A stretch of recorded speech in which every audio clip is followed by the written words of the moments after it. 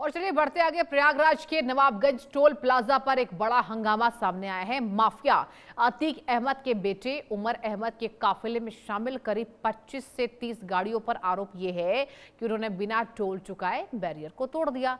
अब मामले में टोल प्लाजा प्रबंधन की शिकायत पर एफआईआर दर्ज की गई है। आपको बताएं कि जिस तरीके से माफिया अतीक अहमद के बेटे की मौत के बाद लगातार ये खबरें सामने आ रही थी, अब एक रिपोर्ट आपको दिखाते हैं, देखिए।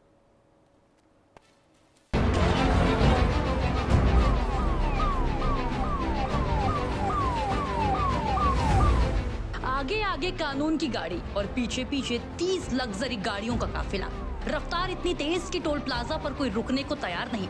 ये नजारा था अतीक अहमद के बेटे उमर के काफिले का। लेकिन सवाल ये है कि अब अतीक का साम्राज्य खाक में मिल चुका है, तो सड़कों पर ये रफ्तार किसकी है? क्या ये ताकत का प्रदर्शन है या फिर मिट चुके वजूद को बचाने की आखिरी छटपटाहट?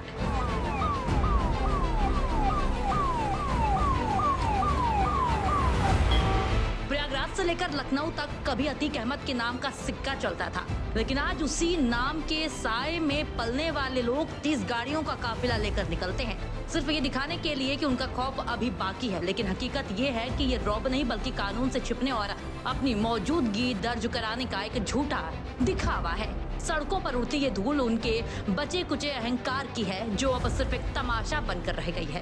कहते हैं कि जब पाप का घड़ा भर जाता है तो कुदरत का इंसाफ इसी तरह सामने आता है।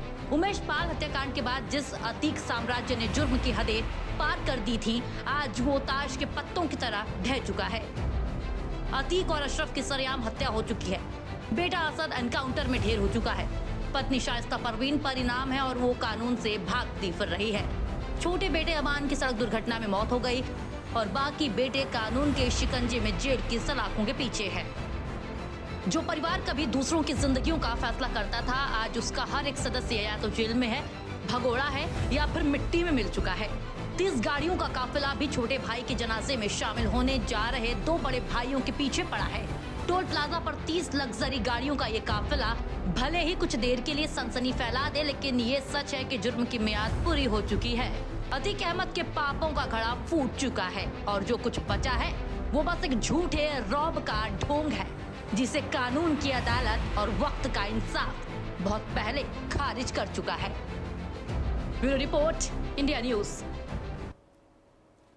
और वक्त एक छोटे से ब्रेक का, जल्द हाजिर होंगे। देखते रहिए इंडिया न्यूज।